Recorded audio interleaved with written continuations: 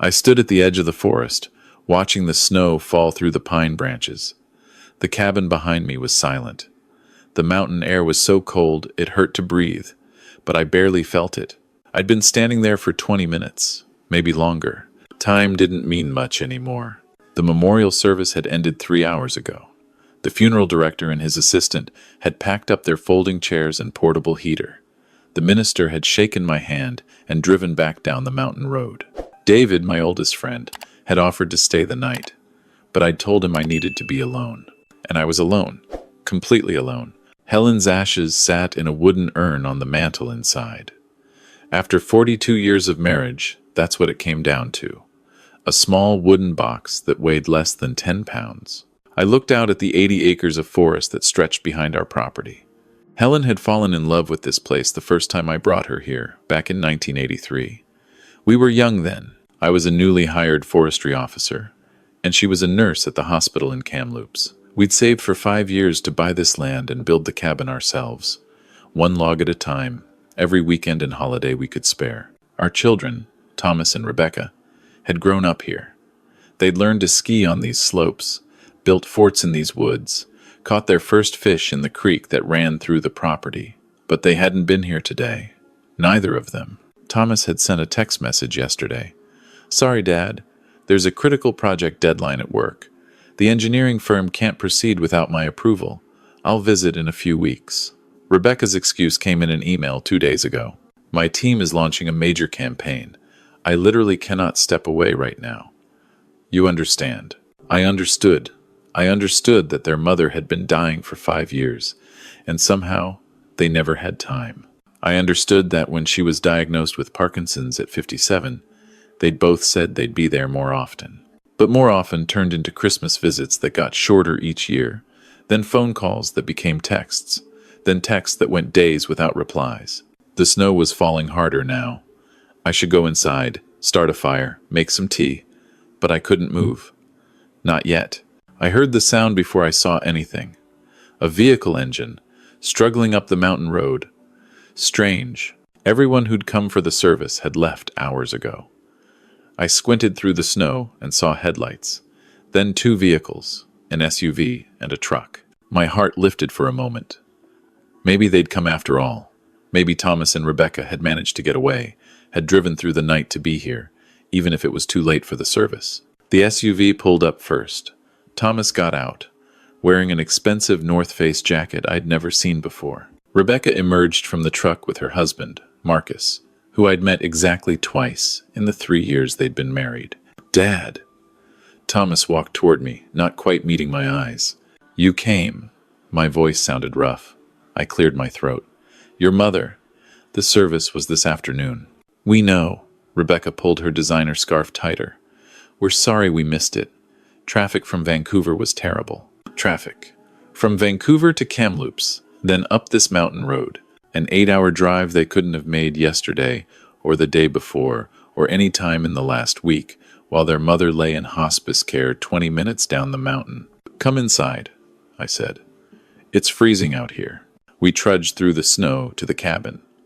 I pushed open the heavy wooden door, the one Helen and I had built from Douglas fir we'd cut ourselves. The interior was exactly as she'd left it, as we'd left it together.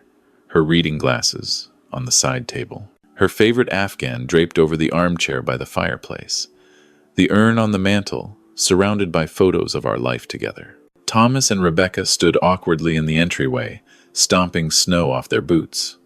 Marcus looked around with poorly concealed interest, probably calculating property values. "Can I get you something? Coffee? Tea?" I moved toward the kitchen, grateful for something to do with my hands.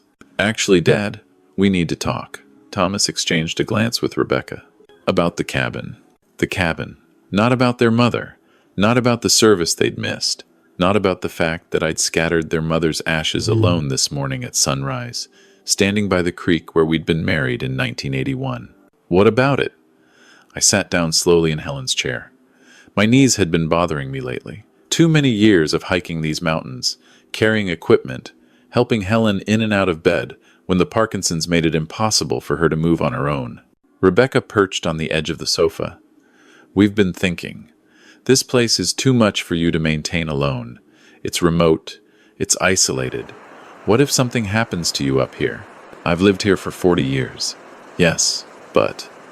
Thomas ran his hand through his hair, a gesture he'd inherited from me. You're 65 now, Dad. And with Mom gone, it doesn't make sense for you to stay. The property taxes alone must be killing you on your pension. I stared at my son, who made $180,000 a year as a senior civil engineer in Vancouver, my son, who drove a Tesla and took ski trips to Whistler every winter, my son, who was concerned about my pension. What are you suggesting? We think you should sell. Rebecca leaned forward, putting on her sympathetic face, the one she probably used in marketing presentations.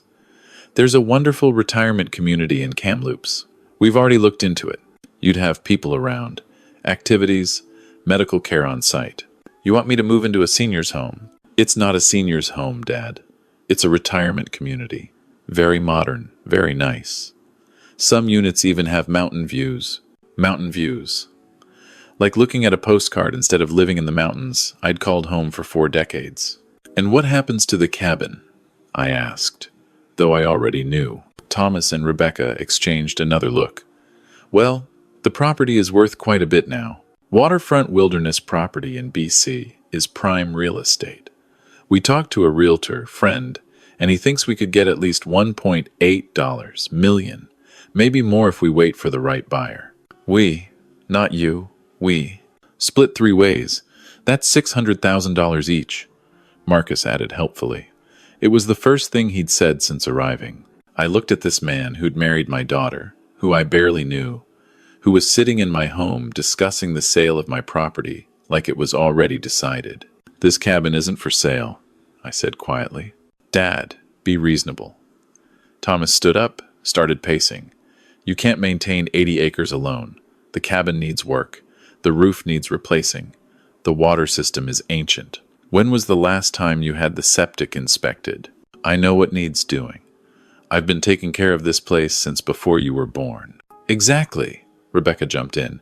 You've done your time. You've worked hard all your life. Don't you think you deserve to relax? To have someone else handle the maintenance and the snow removal and all of that? What they meant was, don't you think we deserve our inheritance? Don't you think we've waited long enough? Your mother loved this place, I said. Mom's gone, Dad. Rebecca's voice softened, but her eyes didn't. We have to think about what's practical now. What's best for you? What's best for me? Not what's best for them, of course. Never that. I need time to think, I said finally. Of course. Of course. Thomas nodded too quickly. We're not trying to rush you. We just want you to consider it seriously. Maybe talk to your lawyer. Look at the numbers. My lawyer? Well, yeah. I mean, the property is in your name, but Mom just passed. There's probably estate stuff to sort out. We just want to make sure everything is handled properly. Everything is handled properly. Translation. We want to make sure we get what we think we're owed. They stayed another hour, making stilted conversation, drinking the coffee I made, picking at the squares a neighbor had brought by. Then they left, claiming early morning commitments back in Vancouver. They'd drive 8 hours through the night to get back to their important jobs, their important lives. They didn't ask about the memorial service. They didn't ask to see the photo albums I'd laid out, documenting Helen's life, our life together. They didn't ask where I'd scattered her ashes, or if I needed help with anything, or if I was managing okay. They asked about square footage and property surveys and market comparisons. After they left, I sat in the dark cabin for a long time. I didn't turn on the lights. I just sat in Helen's chair and remembered. I remembered the first year after her diagnosis, how Thomas had called every week, genuinely concerned, how Rebecca had offered to take time off work to help, how they'd both promised they'd be there. I remembered the second year, when the calls became less frequent, when I'll visit next month turned into maybe over the holidays, when the Parkinson's started affecting Helen's mobility, and I learned to catch her when she froze mid-step, to help her into the bathroom, to cut her food into small pieces. I remembered the third year, when Thomas got promoted and moved to Vancouver, when Rebecca met Marcus and got engaged, when their excuses became more elaborate, more justified. You understand, Dad. This promotion is huge for my career. You know how crazy wedding planning is. I remembered the 4th year, when Helen could no longer walk without assistance, when I retired early from the forestry service to care for her full-time, when I learned to operate the walker, the wheelchair, the special utensils, when I watched YouTube videos at 2 a.m. to figure out how to prevent bed sores, how to help her swallow pills, how to adjust her position to ease the tremors. The calls stopped almost entirely that year. Texts became the primary communication. "How's Mom?" followed by my honest answer, followed by their inevitable, "That's tough. Hang in there." And the 5th year, the final year, when Helen couldn't speak clearly anymore, when the tremors were so bad she couldn't hold a glass, when I moved a hospital bed into our bedroom and slept on a cot beside her so I could hear if she needed anything in the night. I called Thomas when the doctor said it would be weeks, maybe days. "I'll try to get up there," he'd said. 2 weeks later, when Helen passed peacefully in her sleep at 3:47 a.m. on a Tuesday morning, I called him again. He'd cried on the phone, said he was sorry, said he'd been meaning to visit. I'd held my wife as she took her last breath. I'd stroked her hair and told her I loved her. I'd called David, who arrived within an hour, and sat with me until dawn. I'd made all the arrangements, chosen the urn, planned the service, and my children had been too busy. Now they wanted the cabin. I stood up, my knees protesting, and walked to the mantel. I picked up Helen's urn, held it close. "They don't even know," I whispered to her. "They don't even know what you did." The next morning, I drove down to Kamloops. I had an appointment at 10 a.m. with Patricia Morrison, the lawyer Helen and I had used for years. Patricia was in her 50s, sharp as a tack, and one of the few people who'd visited regularly during Helen's illness. William. She stood when I entered her office, came around the desk to shake my hand. "I'm so sorry about Helen. She was a remarkable woman. Thank you for coming to the service. I wouldn't have missed it." She gestured for me to sit. "I assume you received my message about Helen's will? That's why I'm here." Patricia pulled out a file, thick with documents. "Helen came to see me 18 months ago. She wanted to update everything, make sure her wishes were crystal clear. 18 months ago, when she could still walk short distances with the walker, when she could still speak well enough to make herself understood, when she knew time was running out. She was very specific about what she wanted," Patricia continued, "and she made me promise not to tell you until after she was gone. She said you'd try to talk her out of it, try to be fair to everyone." That sounded like Helen, always thinking of others, even when others weren't thinking of her. Patricia opened the file. "The cabin and the 80 acres are yours, William. Solely yours. Helen's share transferred to you upon her death, with very specific stipulations." "What kind of stipulations?" "Thomas and Rebecca are not to inherit any part of the property. Not now, not when you pass. The land is to be donated to the BC Park System upon your death, to be preserved as wilderness area." I sat back, stunned. She cut them out completely? She did more than that. Patricia pulled out another document, this one handwritten. She wrote this letter. She wanted me to read it to you, then provide you with copies to give to your children if they contest the will. My hands trembled as Patricia began to read. "My dearest William, if you're hearing this, then I'm gone, and I hope you're not too sad. We had 42 beautiful years together, and I wouldn't trade a single day of it, even the hard ones at the end. I know our children have come asking about the cabin. I know because Thomas called me 6 months ago when I could still answer the phone. He didn't ask how I was feeling. He asked if we'd updated our will. He wanted to know what arrangements we'd made for the property. Not the home where he grew up, not the place where we built our life. The property. Rebecca came to visit 3 months ago. Do you remember? She stayed for 2 hours. She spent 10 minutes asking about my health and 90 minutes measuring rooms, taking pictures of the view, researching comparable sales on her phone. I saw it then, what I'd been refusing to see for years. They don't love this place. They never did. It was just a vacation home to them, a place they tolerated visiting because we were there. Now that I'm gone, it's just an asset to liquidate. But you love it, William. You've always loved it. You loved it enough to spend every weekend for 2 years building it with your own hands. You loved it enough to fight the forest fires that came too close in '93. You loved it enough to teach our children to respect the land, even though they've forgotten those lessons. And you loved me enough to give up everything to take care of me. I know you retired early, gave up the job you loved. I know you turned down the promotion that would have meant moving to Victoria. I know you canceled plans, missed opportunities, set aside your own dreams to make sure I had everything I needed. I know you learned to cook soft foods when I could no longer chew properly. I know you researched every treatment option, drove me to every appointment, sat through every difficult conversation with the doctors. I know you bathed me when I couldn't do it myself, dressed me when my hands wouldn't cooperate, stayed awake nights when the tremors kept me from sleeping. I know you told me I was beautiful even when I couldn't recognize myself in the mirror. Even when I couldn't walk, couldn't feed myself, couldn't speak clearly. You told me every single day that you loved me, that I was the most beautiful thing you'd ever seen. Thomas and Rebecca don't know any of this. They know I was sick, but they don't know what that really meant. They don't know about the feeding tubes, or the medication schedules, or the physical therapy. They don't know because they weren't there. They called, yes. They texted. They sent cards on my birthday and flowers on our anniversary. But they weren't there. You were there. Every single day, every single night, you were there. So the cabin is yours, William. It was always meant to be yours. I've arranged it so Thomas and Rebecca cannot contest this decision. Patricia has all the documentation showing their absence, their calls about selling the property, their complete disinterest in visiting or helping. I've also arranged something else. There's a trust fund, separate from the cabin, from my life insurance policy. It contains $100,000 for each child. They'll receive this money with one condition. They must visit the cabin 4 times a year for the next 5 years, spending at least one full weekend each visit with you. If they complete this requirement, they get the money.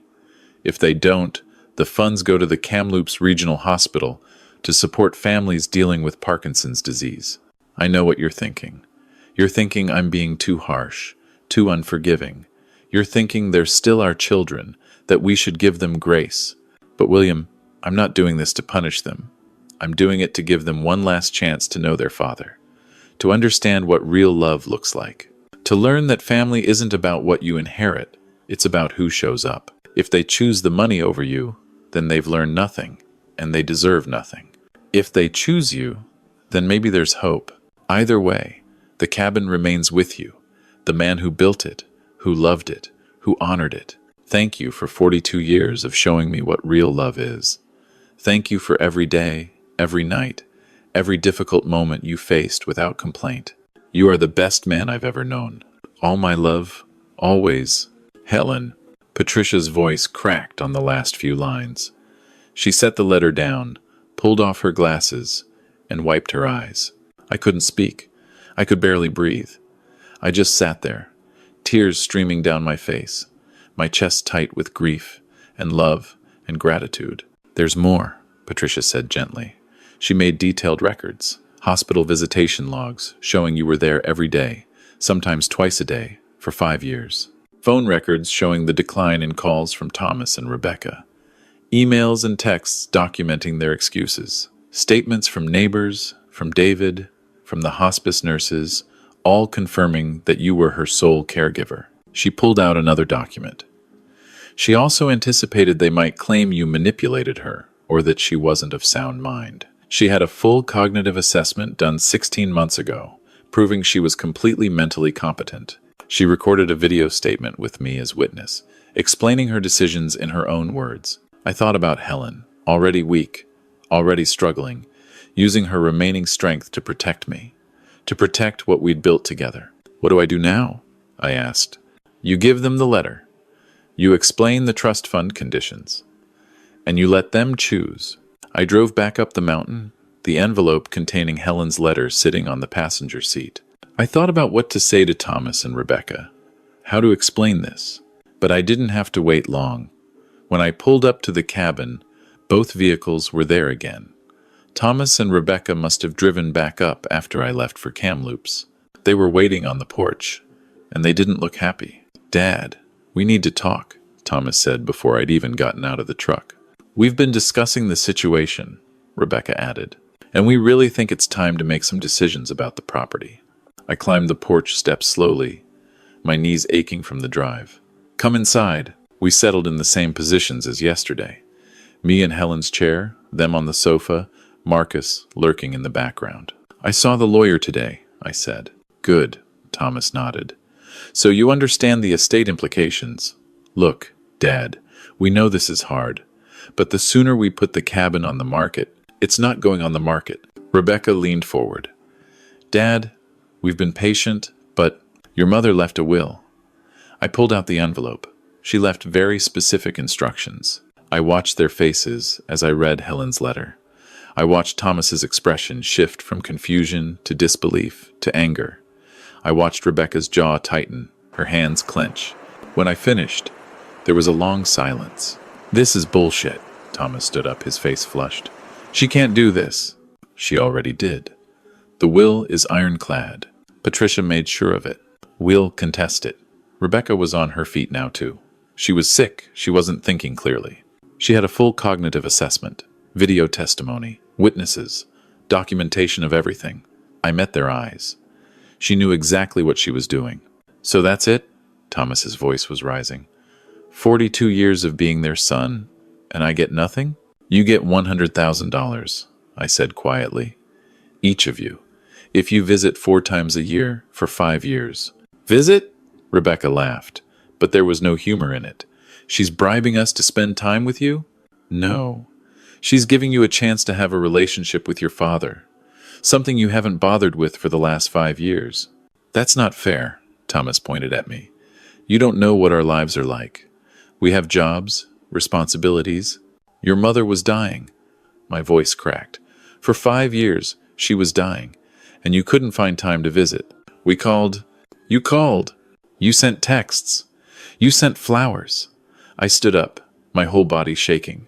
"Your mother couldn't walk, couldn't feed herself, couldn't control her own body. And you called. What did you want from us?" Rebecca's eyes were wet now, but I couldn't tell if it was grief or rage. "To drop everything? To move up here and put our lives on hold? I wanted you to care." My voice dropped to a whisper.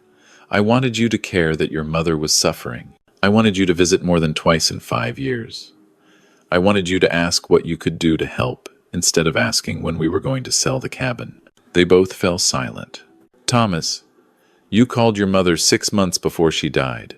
Do you remember that conversation?" He looked away. "You asked about the will. You didn't ask how she was feeling, if she was in pain, if there was anything she needed. You asked about the will." I turned to Rebecca. "And you? You came to visit 3 months before she passed. You stayed 2 hours. You spent 90 minutes taking pictures of the view and researching property values on your phone. How do you—" Rebecca started.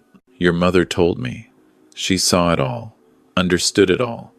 She was sick, but she wasn't blind." The room felt heavy with words unspoken, with years of disappointment and missed chances. "The offer stands," I said finally. 4 visits a year, 1 weekend each. Spend time here, spend time with me. At the end of 5 years, you each get $100,000, or walk away now, and the money goes to charity. "This is emotional blackmail," Marcus muttered. I looked at him. "This stranger in my home. No one's forcing you to do anything. You have a choice. Choose money, choose family, or choose neither. But choose." Thomas and Rebecca looked at each other, having some silent conversation I wasn't part of. "We need to think about it," Thomas said finally. "Take all the time you need. But the cabin isn't for sale. Not now, not ever. When I die, it goes to BC Parks. That part isn't negotiable." They left shortly after, their taillights disappearing down the mountain road. I didn't know if I'd see them again. David came by that evening, bringing firewood and a bottle of whiskey. "Heard you had visitors," he said, settling into the chair across from me. "News travels fast in a small town. Patricia called me. Wanted to make sure you were okay." He poured 2 glasses. "Hell of a thing, what Helen did. She was protecting me. She was protecting what you two built together." David raised his glass. 2 Helen, the strongest woman I ever knew. To Helen, we drank in silence for a while, watching the fire. The kids will come around, David said. They're angry now, but they'll think about it. I don't know. Maybe I don't want them to come around just for the money. Maybe they won't. Maybe they'll come around because they realize what they lost. He refilled our glasses. Or maybe they won't come around at all, and you'll know where you really stand. That was the hard truth I'd been avoiding. Maybe this would reveal what I'd known deep down for years, that my children loved the idea of having parents more than they loved us. Either way, David continued, you've got this place. You've got your memories. You've got people who actually give a damn. He gestured around the cabin. And you've got 42 years of proof that real love exists. I looked around the cabin Helen and I had built. Every log, every board, every nail represented our love, our sweat, our dreams. The scratch marks on the floor from where Thomas learned to ride his bike indoors on rainy days. The growth chart on the doorframe showing how Rebecca shot up 6 inches the summer she turned 13. The bookshelf I'd built for Helen's birthday in 1992, still holding her favorite novels. This wasn't just property. This was a lifetime. 3 weeks passed. I didn't hear from Thomas or Rebecca. I settled into a routine. Mornings hiking the property, afternoons working on small repairs, evenings reading Helen's favorite books, trying to feel close to her. David visited twice a week. The neighbors brought food. Patricia called to check in. Life continued, quieter now, but not entirely empty. Then, on a Friday evening, I heard a vehicle coming up the road. Just one this time. The SUV. Thomas got out alone. He stood by his vehicle for a long moment, then walked to the porch. Can I come in? I opened the door wider. He came inside, took off his coat, sat down. He looked tired, older somehow. Rebecca's not coming, he said. She thinks Mom was cruel. She thinks this whole thing is manipulative. I waited. Marcus looked into contesting the will. The lawyer they consulted said it would cost $50,000 minimum, with almost no chance of success. So Rebecca's written the whole thing off. She's decided she'd rather have nothing than play by Mom's rules. And you? Thomas looked around the cabin. Really looked, like he was seeing it for the first time in years.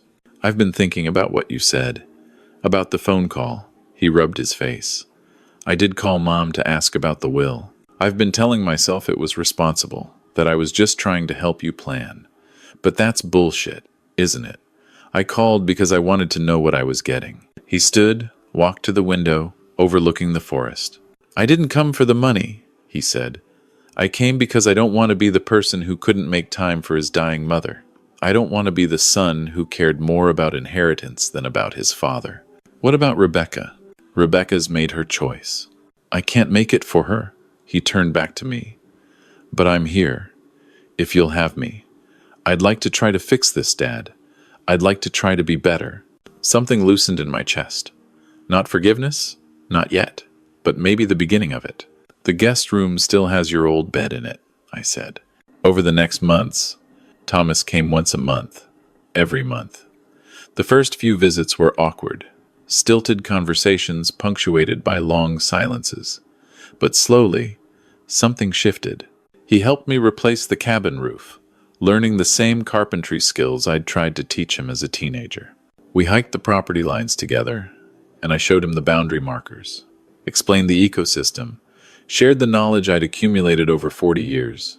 One night, sitting by the fire, he asked about his mother's last days. I told him everything, the good days and the hard days, the times she laughed despite the pain, the times she cried from frustration, the morning she woke up and couldn't remember my name for 10 terrifying minutes. The afternoon she held my hand and thanked me for loving her. Thomas cried. Really cried. The kind of crying you can't do politely, the kind that shakes your whole body. I'm sorry, he said. I'm so sorry I wasn't there. I know. I can't get that time back. No, you can't. But I'm here now. That has to count for something. It did count. Not everything, but something. Rebecca never came. I'd get occasional texts, always brief. Hope you're well. Thomas says the cabin looks good. Never an apology, Never an explanation. Just the careful distance of someone who'd made her choice and was sticking to it. I was sad about it, but not surprised. Some people, when faced with their own failures, choose to double down rather than admit they were wrong. Rebecca had chosen her pride over her family. 2 years into the arrangement, Thomas brought someone with him, a woman named Sarah, a high school teacher he'd been seeing for 6 months. "Dad, I wanted you to meet her," he said, nervous as a teenager. Sarah was warm and kind. She asked about Helen, about the cabin's history, about the forest. She asked genuine questions and listened to the answers.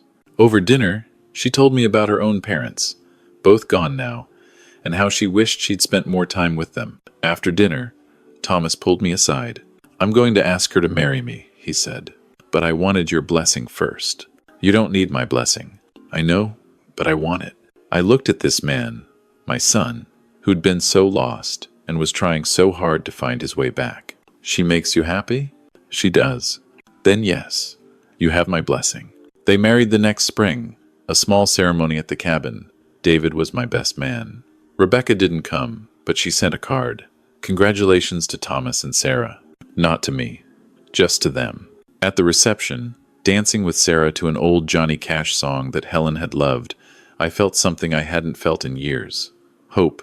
Not that everything would be fixed, not that all wounds would heal, but hope that some things could be rebuilt, brick by brick, moment by moment. Thomas kept coming. Every season, 4 times a year, sometimes more. He brought Sarah. Eventually, they brought their daughter, Emma, my granddaughter. She was 3 years old and fearless, running through the forest like Thomas had once done, like Rebecca had once done. I taught Emma the same things I'd taught her father. How to identify animal tracks, how to listen to the forest, how to respect the land. "Did Grandma Helen live here?" she asked one day, pointing at the photos on the mantel. "She did. She loved this place very much." "Did she love me?" I knelt down to Emma's level. "She never got to meet you, sweetheart. But she would have loved you so much. I wish I knew her." "Me too, baby. Me too." On the 5th anniversary of Helen's death, Thomas and I hiked to the creek where Helen and I had been married. We scattered wildflower seeds along the bank, Helen's favorite kind. "You fulfilled the conditions," I said. 4 visits a year for 5 years. Patricia will release the money."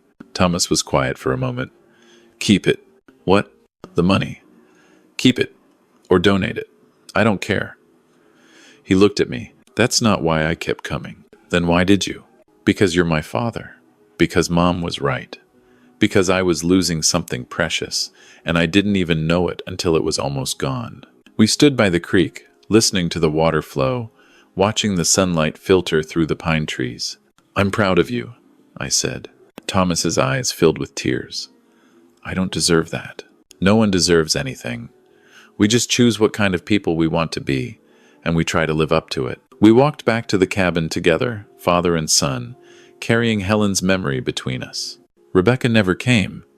The money went to the hospital's Parkinson's program, where it helps other families facing what we faced.